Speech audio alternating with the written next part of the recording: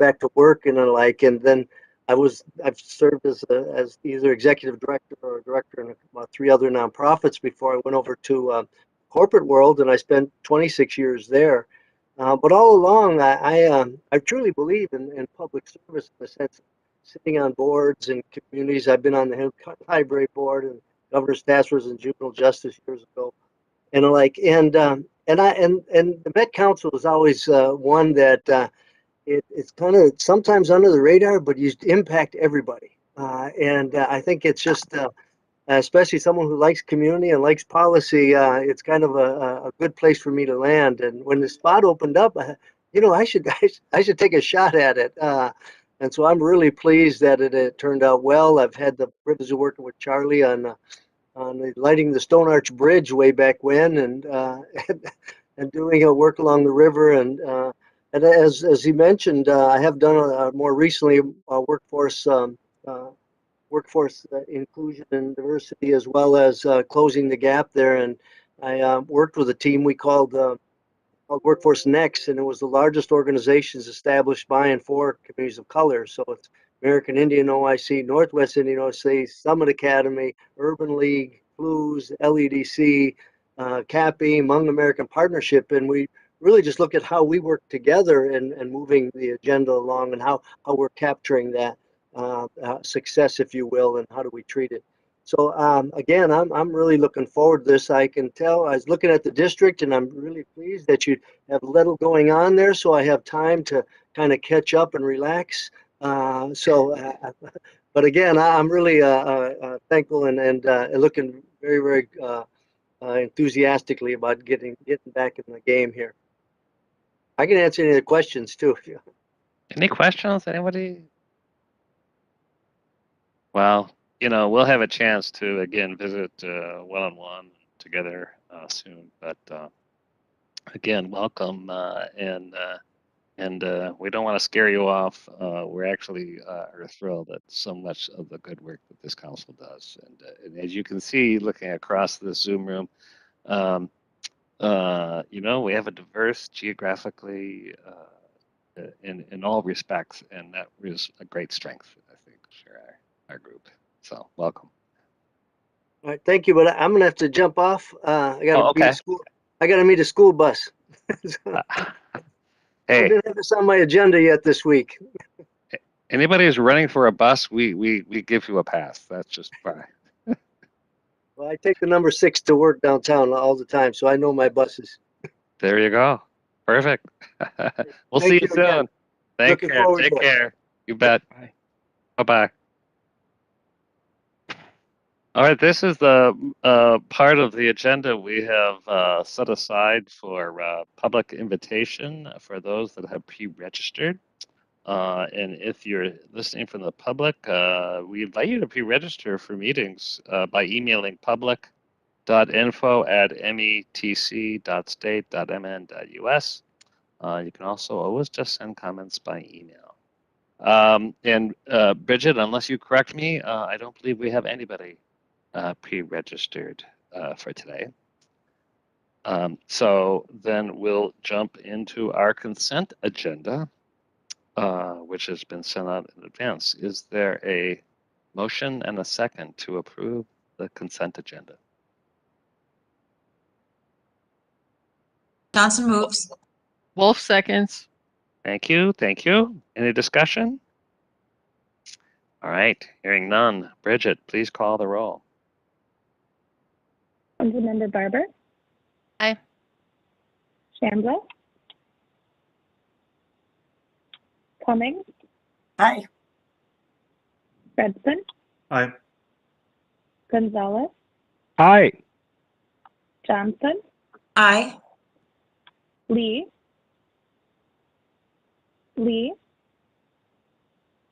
Lilligren. Aye. Lindstrom. Aye. Turner. Aye. Bento. Aye. Wolf. Aye. Zarin. Chair Zelli. Aye. The motion carries. On to the reports of standing committees. And first up is the Community Development. Council Member Lilligren. Yeah, thanks, Mr. Chair. Community Development brings one item for our consideration this evening. It's business item 2022-40.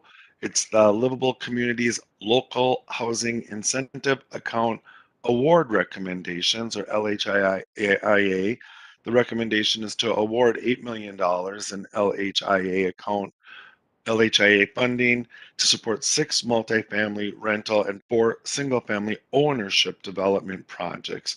And Mr. Chair, with your permission, first I would like for Ms. Ashley Johnson from our staff to present on the projects recommended for award this year.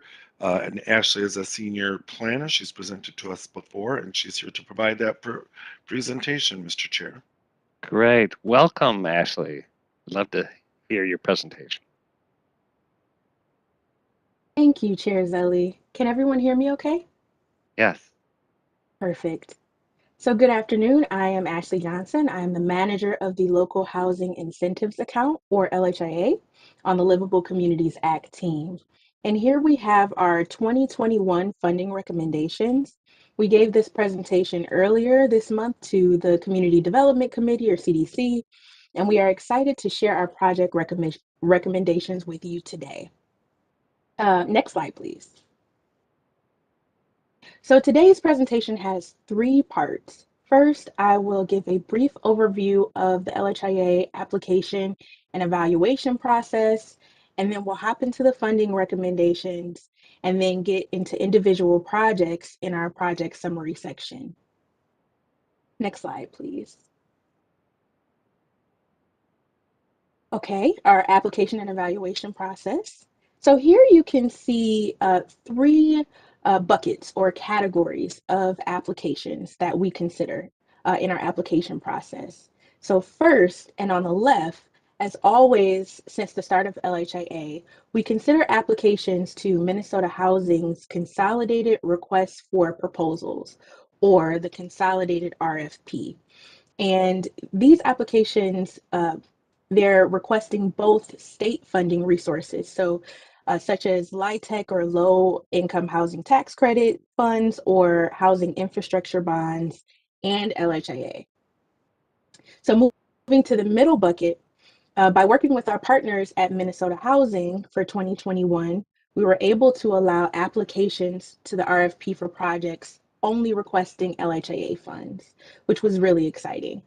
And this allowed us to consider projects that have been awarded Minnesota Housing funds in prior years, but had an additional gap to fill, or projects that were being primarily subsidized with resources outside of Minnesota Housing, but had additional gaps to fill. And then on the right, since 2018, we've also considered projects receiving low-income housing tax credits from suballocators. And so that's not from Minnesota Housing for LHA awards. And suballocators are City of Minneapolis, St. Paul, Washington, and Dakota counties.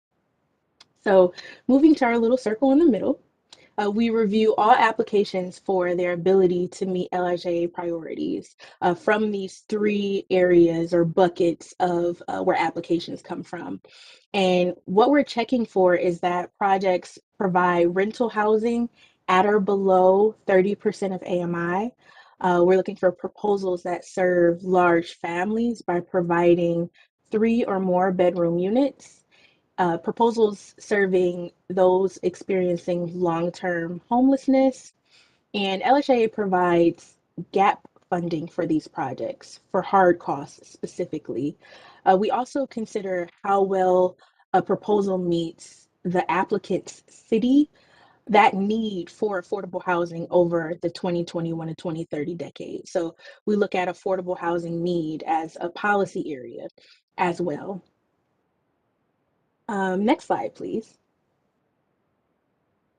So we'll hop into our funding recommendations, and I'll pause in a little bit, but to hop into the funding recommendations, we'll begin by showing the number of applications submitted and recommended for funding by us in Minnesota Housing through the 2021 Consolidated RFP process.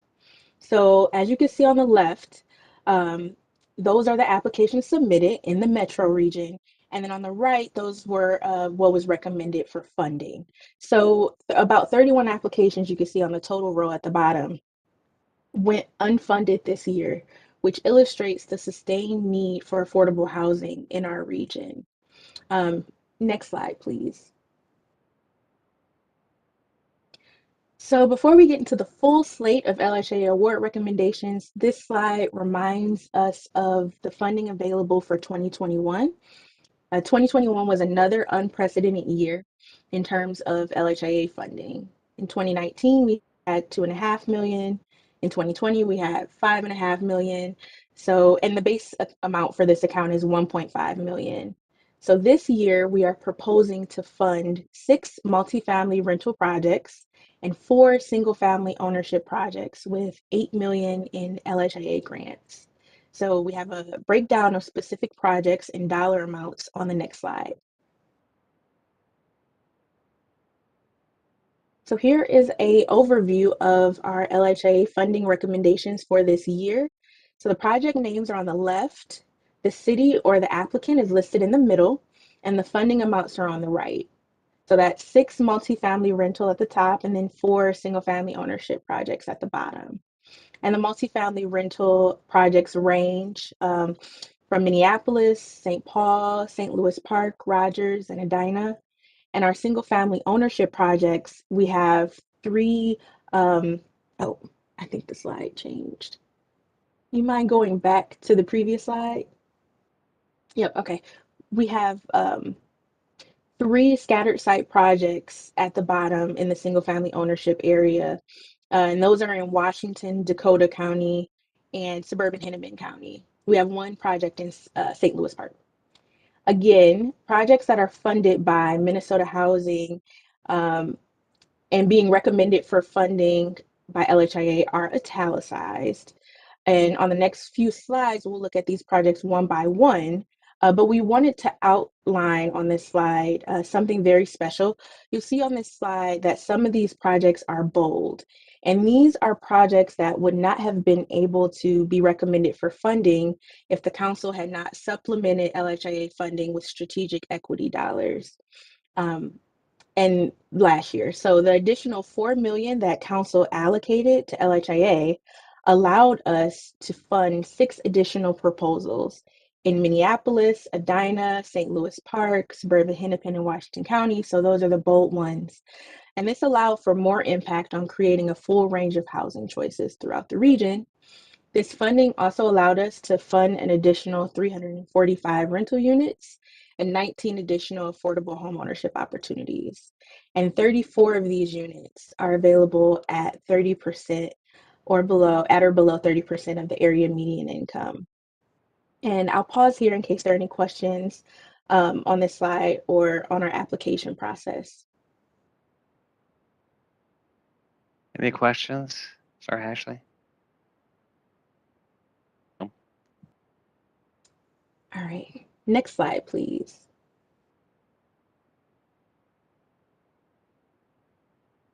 So a summary of these projects are included at the end of the committee report beginning on page 9. But before going through these projects, we have 2 housekeeping notes.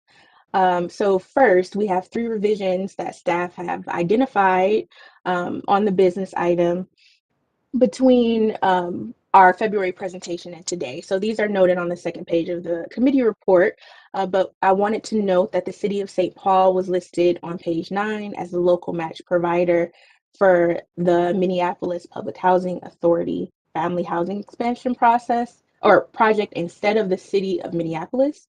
Second, the applicant for Minnetonka Boulevard redevelopment, which is a single family project, was listed as the city of St. Louis Park CDA instead of St. Louis Park EDA.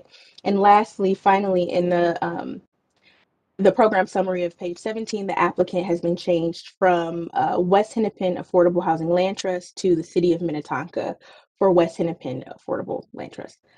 So those 3 housekeeping notes for the business item. And then before hopping into the projects, I'd like us to keep in mind LHIA's priorities. rental housing for people with incomes at or below 30% of AMI, which is about $31,000 a year, and then for income, and then proposals that serve large families by providing 3 or more bedroom units, those experiencing long-term homelessness, and then that LHA provides gap funding for the projects. Okay, so our first project that we are recommending for funding is Minneapolis Public Housing Authority Family Housing Expansion, or MPHA Family Housing Expansion Project. So this project we're recommending for $1.4 million. And this is a really cool project. It's a new construction of 4 to 6 unit buildings, and that's over 16 sites across the city of Minneapolis. So you can see what some of these buildings may look like previously and what they like to do in terms of new construction at the bottom of the image there. So that's 84 total units of affordable housing at or below 30% of AMI. And they will also serve high priority homeless individuals and provide housing vouchers. And these units will be 2 to 3 bedroom. Next slide, please. Our next recommendation is Mary Hall in the city of St. Paul, and we are recommending this project for about $1.2 million. And this is a preservation project. So we will, the plan is to renovate this building and provide supportive housing. So 88 units, all affordable at or below 30% of AMI. And this project will serve people exiting Ramsey County's coordinated entry system and also provide permanent supportive housing. And this site, Mary Hall, will have 24/7 on-site services and will provide efficiency and 1 bedroom units. Next slide, please. Our third multifamily project is Rise on 7, and this is in St. Louis Park. We're recommending $950,000 for this project. It's a new construction project with 120 units of affordable housing. The units range. This is a mixed income property, but all affordable. Between 30 to 70% of AMI, and it'll serve high priority homeless individuals and include an early childhood center and commercial space in the building. And the units are 1 to 3 bedroom, and Rise on 7 was supported also by LCDA funds. So across LCA programs, we have supported this project, Rise on 7 in St. Louis Park. Next slide, please. Next, we have Curie Commons in Minneapolis, and we're recommending that to be awarded $1.25 million. It is a new construction project of 187 units, affordable at or below 30 to 80% AMI. And this project will serve high priority homeless individuals, persons with disabilities, and families with children. So a great mix of people will live in this building, and the units are efficiency to 3 bedrooms, so a range of size units as well, and include MPHA vouchers. Next slide, please. So the next 2 projects are senior projects. So Rogers Main Street Senior Housing, we're recommending this project for $1.5 million. It is also a new construction project with 40 units of affordable housing for seniors at or over the age of 55 years old. And the affordability range is 30 to 50 AMI. And this project aims to provide permanent supportive housing and also include a senior sitter in the building. The unit sizes are between efficiency and 2 bedrooms. Next slide, please. Our last single-family our last multifamily project recommendation is Cornelia View Apartments, and we are recommending about $712,000 to Cornelia and Edina. And this is a new construction project of 118 units, affordable at or below 30 to 80% of AMI, also for seniors, serving high priority homeless and providing permanent supportive housing. So seniors will have on-site services in this project, and the units are between 1 to 2 bedroom. Next slide, please. Hopping over to our single family project recommendations, we have 4 of these. The first is Minnetonka Boulevard redevelopment in St. Louis Park, and we're recommending about $257,000. And this is a homeownership project, new construction, and this is for 8 units in 4 twin homes. So twin homes are, I just learned what these are. They're identical homes on 2 different lots. I've never seen this before, but I thought it was really cool. And they will be affordable at or below 80% of AMI, and each of the twin homes will have 3 to 4 bedrooms. Next slide, please. So our next proposal is Twin Cities Habitat for Humanity, another unique project, collaboration between Dakota County and Twin Cities Habitat for Humanity, where they have a number of lots lots and homes that they have acquired, and they aim to rehab those homes. And it's a really cool partnership. We are recommending funding for $500,000 to support the development of 10 homes, affordable at or below 80% AMI. And these homes will be 3 bedrooms, and you can see the list of potential cities that Twin Cities Habitat for Humanity aims to build these lots based on where Dakota County has identified and acquired them. Next slide, please. This is a proposal for homes within reach in suburban Hennepin County. We are recommending $180,000 for this project. It is a purchase, rehab, and resale. So this is a community land trust project for 12 single-family homes. So these will be affordable in perpetuity. So at or below 80% AMI, and this proposal is for 5-bedroom homes. So a really cool land trust project with a lot of bedrooms. Next slide, please. Our last single family project recommendation is Own Street Home in Washington County. We're recommending $90,000 for this proposal. It is also a community land trust project of purchasing, rehabbing homes and reselling them. And you can see the cities: Forest Lake, Hugo, Oakdale. And these are 3-bedroom homes at or below 80% AMI, but for Own Street Home, they're targeting between 50 and 70% AMI. So we're really excited to see that deeper affordability in our ownership arena. Okay, so next slide, please.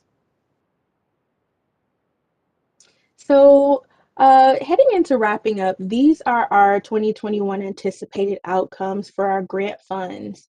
On the left, we have the amount funded for 2021, which is $8 million, which is estimated to leverage 88 million in private and 112 in public investment. So we really looked into the pro formas or the workbooks of these projects and added up all of those dollars that are also going into these projects that our money is leveraging.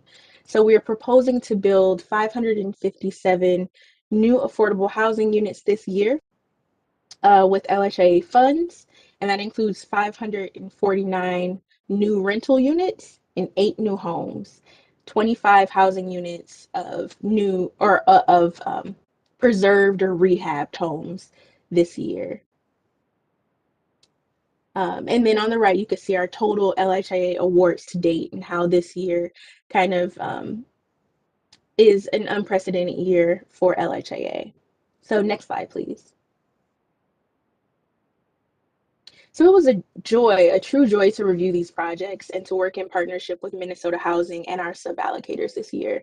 And this concludes my presentation. I'm open to answer any questions, and Tara and Lisa are also here to jump in as well. Thank you, Council. And now I'll turn over to Council Member Lilligren. Yeah, to make the funding recommendation. thank you, Ms. Johnson, for your report and for your work on this, and to the whole team. We get to these recommendations, and I know it represents hours and hours of effort and work and engaging with our partners, who we're grateful that they partner with us as well. And so, Mr. Chair, at this time, if any council members have questions, otherwise I'm prepared to make a motion. Any questions? I know I have just a couple questions, actually. This is such a great presentation. And it's so Mhm. wonderful to see these beautiful structures. I mean, this is, I think this is kind of exciting in that we're doing deep affordability down to 30% AMI. When we have a project like Mary Hall and you refer to on-site services, what kind of, and I noticed maybe that's true in some others, but not all of them.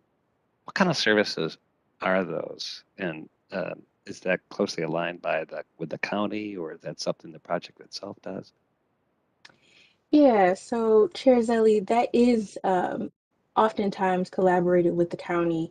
And for Mary Hall in particular, some of these services are for those with substance abuse challenges, um, particularly also like family services for those that are connected with foster care systems, and then for those that have physical or intellectual disabilities. Um, there are on-site services to try to support communities based on what a particular family or individual, in Mary Hall's case, has challenges with.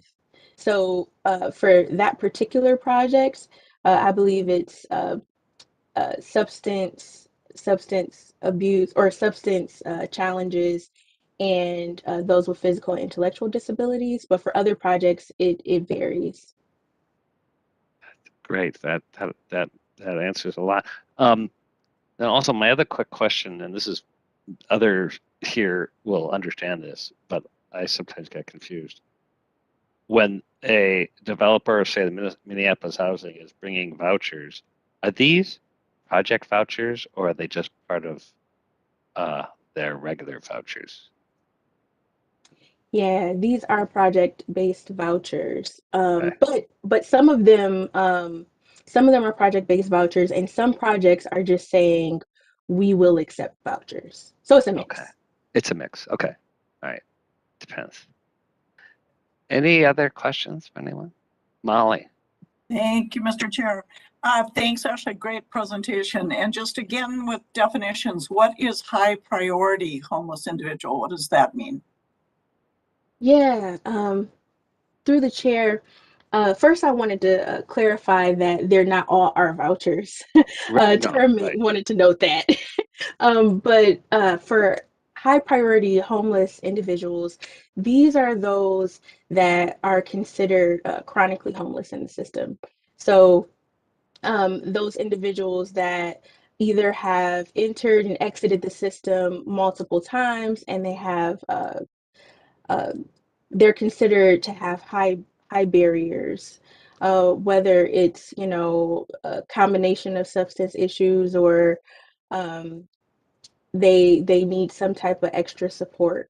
So it's a combination of things, but mostly those that are chronically homeless and need that support, need that extra supportive housing in projects such as these. And I hope that answers your question. It does. Thank you. Any other questions? All right. Hearing none, Council Member Lilligren. Yeah, thank you, Mr. Chair. I move that the Metropolitan Council first award 10 local housing incentive account grants as shown in Table 1 of the Community Development Committee report, totaling $8 million for affordable housing projects. And secondly, that we authorize the Community Development Director to execute the grant agreements on behalf of the Council. Thank you. Is there a second? Bento seconds. Thank you, Council Member. Any last discussion, questions? All right. Hearing none. Bridget, call the roll. Councilmember Barber. Aye. Shamba. Aye. Aye. Cummings. Aye. Sorry, I'm having a problem with my screen. Okay, Fredson, Aye. Gonzalez, Aye. Johnson, Aye. Lee, Lilligren, Aye. Lindstrom, Aye. Sterner, Aye. Vento, Aye. Wolf, Aye. Zarin, Chair Zelli. Aye, that motion carried. And congratulations to the whole team, Ashley, for the great presentation. This was wonderful work. Well, that takes us to the Environment Committee. Councilmember Lindstrom. Thank you, Mr. Chair and members. Today we have business item 2022-41.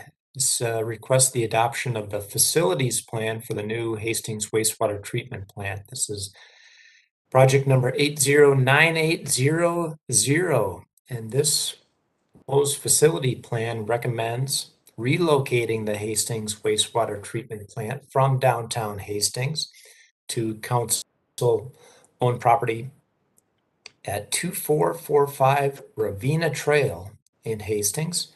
This new location will allow the plant to expand to meet long-term growth and future regulatory requirements.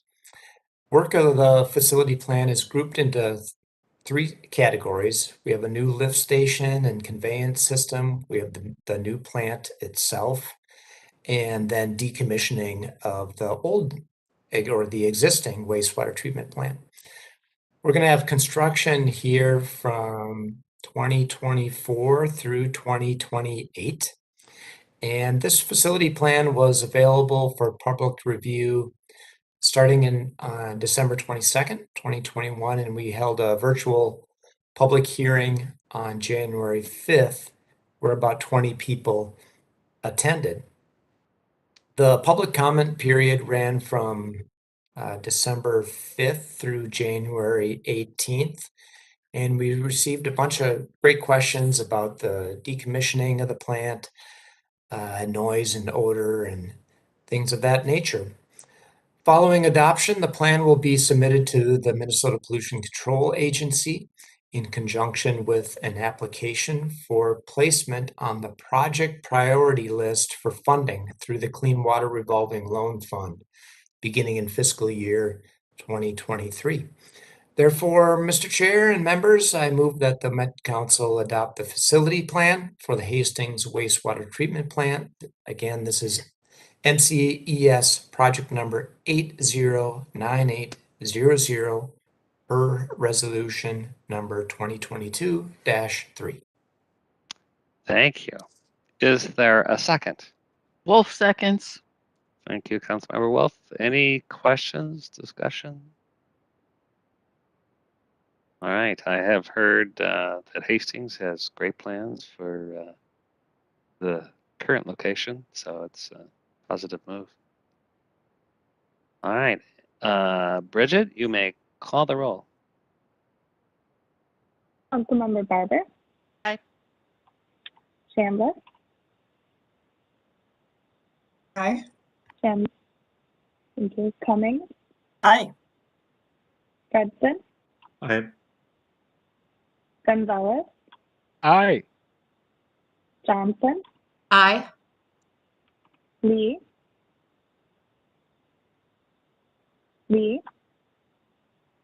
Lilligren, Aye. Lindstrom, Aye. Sterner, Aye. Vento, Aye. Wolf, Aye. Zarin, Chair Zelli. Aye, that motion carried. Which brings us, oh, I'm sorry, no, the Management Committee. There are reports on the consent agenda. And that brings us to the Transportation Committee. Councilmember Barber. Thank you, Mr. Chair. Mr. Chair, council members, business item number 2022-38 is regarding the approval of the Purple Line Engineering and Project Management Services contract.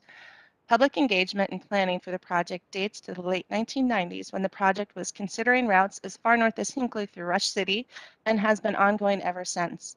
A locally preferred alternative for a bus rapid transit line between downtown St. Paul and downtown White Bear Lake was recommended collectively in May 2017 and endorsed individually by the corridor municipalities and county later in 2017.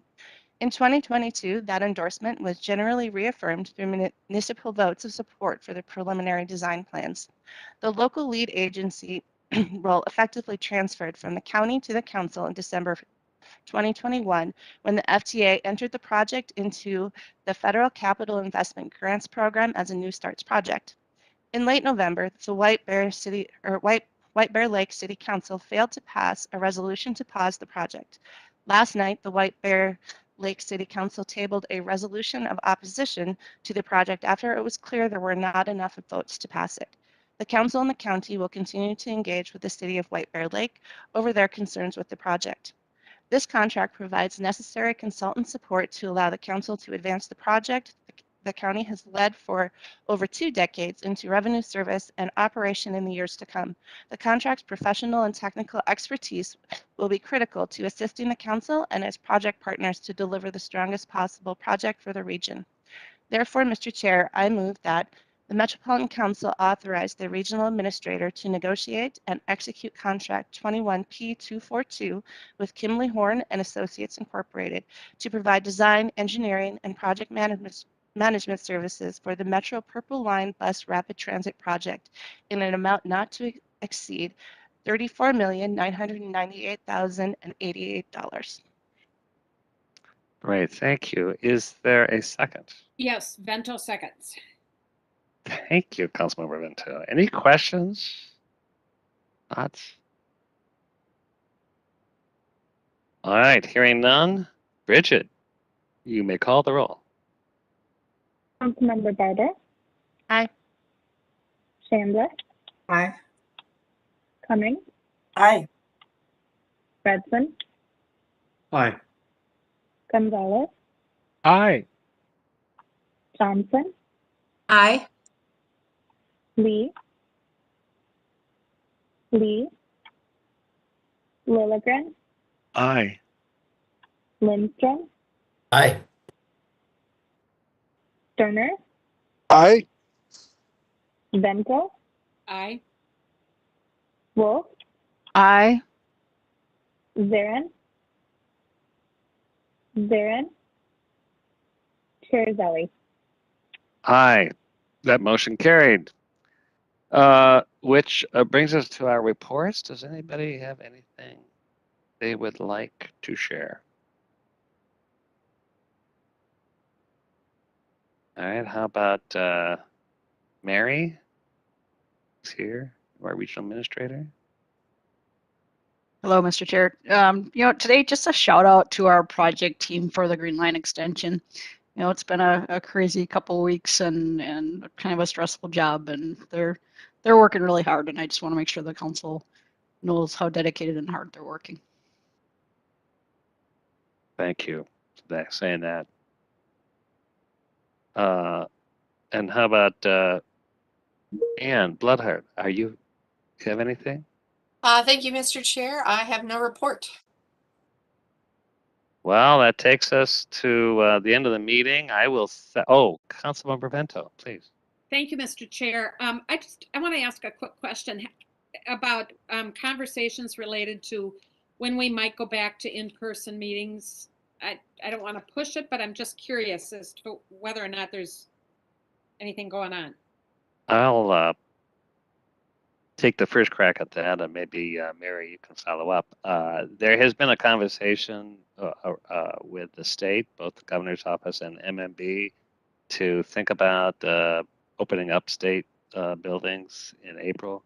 We'll probably get a notification of that soon. I think we'll generally follow the state, and that means that every agency would kind of manage its own kind of hybrid transition on its own. So I think that is something that we should be discussing among ourselves as to how comfortable we feel in terms of all the committee meetings, council meetings, advisory board meetings, and I foresee probably a transition period of some meetings in person, some meetings virtually, but it's a really good question, and I think we're kind of now, you'll see it in all sectors, are starting to think about what those dates are going to be. But I would say in the next, think about something in the next 60 days. Mr. Chair, I'll just add to that a little bit. In today's agency leader call, very consistent with that in opening up state buildings for public access in kind of that mid to late April timeframe. In terms of public meetings, just a conversation about balancing public access with safety. The state wasn't ready to talk about masking and testing protocols yet, although the numbers are looking really good, and so they're trying to balance that again with safety concerns and having unvaccinated access into public buildings.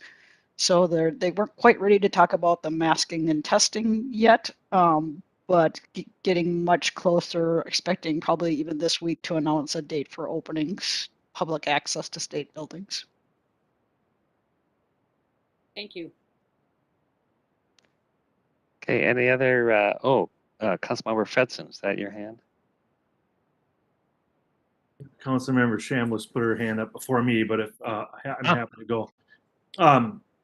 I was just going to say, I think it would be good to look at a hybrid option for, one, the general public. I know we don't have a lot of folks that participate in public hearings, but I think offering that, just observing or participating in the legislative process, I think that's a really useful outcome from the pandemic, letting people who may not be able to get to the headquarters, right, still participate in the meetings.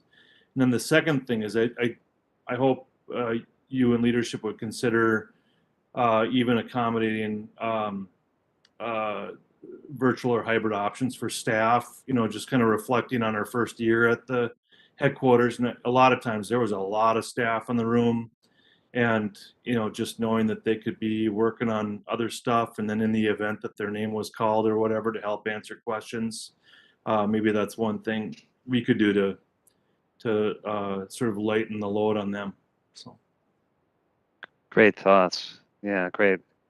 Councilmember Chambliss, I'm sorry I didn't see your hand first. Oh, no worries, no worries. Same topic. I think giving the staff, some flexibility would be very useful in a way that they can still, provide support and answer questions. Maybe a hybrid option there.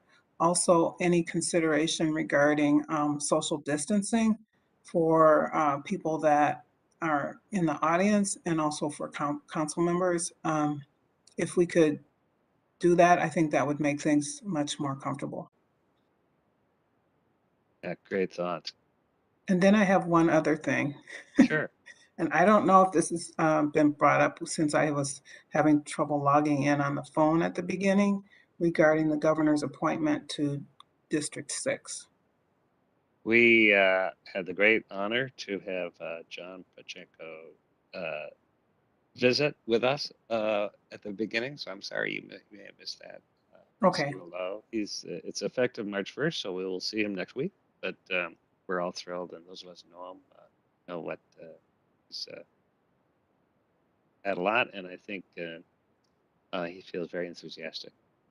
Okay, and so let me put my comment in that I'm very excited to have him join our Met Council. From his background and the interviews that I watched, I was very impressed. And I think we'll definitely be getting him as an asset to our council.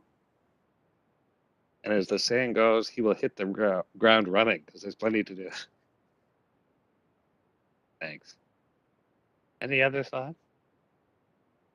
I just echo Mary's comment about the Green Line extension, the staff, the project team, and frankly, a lot of the executive group has been spending a lot of time thinking through how we can advance this project in a thoughtful way. And I would kind of extend that to a lot of council members. We all have a different kind of a relationship with the project, and I know we've all gotten emails from some constituents who say, you know, where are we exercising our fiduciary duties? And I know different council members are in different places, but there's a number who are really deeply engaged in this project, you know, it's on a daily basis. So I just want to thank those and everybody that you know, we obviously didn't ask for a difficult budget overrun and kind of scrutiny it takes, but I think we're open to the scrutiny, and we know that we have the right team addressing this. And I just feel very honored that we're in this room, you know, and that we're not going to leave until we kind of figure it out. So it's really a great testimony to all of us. And then on that note, unless there's anything else, I know we're going to see you all soon.